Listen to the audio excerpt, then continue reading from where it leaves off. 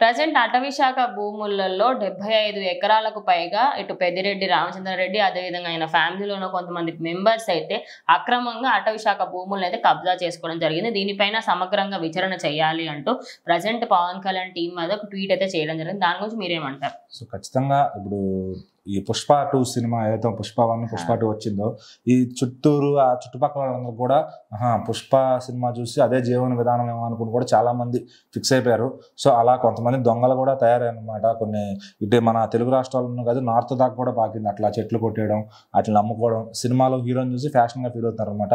So మరి కొంతమంది డబ్బులు లేక చేస్తారంటే అనుకోవచ్చు. మరి ఇక్కడ పెద్దిరెడ్డి గారు మరి అంత ఉండి అంత వైభోగం ఉండి ఇది అంతా ఎందుకు చేశారంటే మరి ₹1 అనేది మనకి ఎంత వచ్చినా సరిపోదు. మనిషికి ఆకలి ఎక్కువ అంటారు కదా. సో ఆ విధంగా ఈయన కూడా ఆకలి ఎక్కువ అనమాట. మరి ఎక్కడ పోనీ ఒక 5-7 ఎకరాలు కాదు 75 ఎకరాలు అనమాట. 75 ఎకరాల్లో కబ్జా చేయడం, కొండని అది అడవి మొత్తాన్ని ఆక్రమించడం, దానిలోని చెట్లని వనరుల్ని అన్ని అమ్ముకోవడం, ఇక కింద మట్టి తవ్వడం. సో ఇదంతా ఏదో సినిమాటిక్గా అనిపిస్తుంది అనమాట వీళ్ళకి. సో దానివల్ల ఎంత నష్టం, దానివల్ల మనం ఏం కోల్పోతున్నాం అనేది పవన్ కళ్యాణ్ గారు అయితే దాన్ని చాలా సీరియస్గా ఉన్నారు అనమాట ఖచ్చితంగా.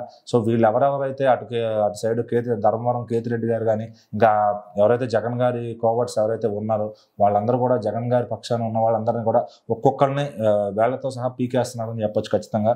సో మరి వాళ్ళకి తగిన శిక్షలే ఆయన ఇంకా ఏపిస్తే బాగుందని ప్రజలు కోరుకుంటున్నారు. ఎందుకంటే ఇప్పుడు నోరెత్తి మాట్లాడలేరు ప్రజలు. మరి ఆ ధైర్యం పవన్ కళ్యాణ్ గారికి ఉంది. అది ప్రజల మౌనానికి ఆయన గొంతు కాబట్టి ఖచ్చితంగా ఆయన అయితే మటుకు వెనక్కి తిరిగి చూసుకోకుండా దూసుకెళ్ళిపోతున్నారు ఖచ్చితంగా. సో ఈయన ఒక్కడే కాదు, ఇంకా చాలా మంది ఈ అడవి దొంగలు, జేబు దొంగలు వీళ్ళంతా పార్టీలో వైసీపీ దొంగలందరూ ఖచ్చితంగా బయటకు వస్తారు. కొంతమంది స్టేట్ వదిలి పారిపోయిన వాళ్ళని కూడా లాక్కొచ్చే ఇది చేస్తారు ఖచ్చితంగా.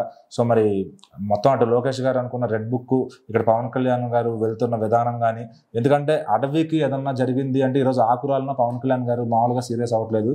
సో ఖచ్చితంగా ఆయన చేతుల్లో ఉంది కాబట్టి అడవుల గురించి అన్నింటినీ పాత ఫైల్స్ కూడా తోడి తీస్తున్నారు అనమాట. ఎవరెవరు ఏంటని చెప్పి మరి అటవీ శాఖకి ఆయనకు అప్పచెప్పినందుకు ఆయన 100% కాదు 200% దానిపైన వర్క్ చేస్తున్నారు. సో ఎవరైతే అడవులు కబ్జా చేశారో గత 5 ఏళ్లలో వాళ్ళందరూ చిట్టాలు ఖచ్చితంగా చిరిగిపోతాయి.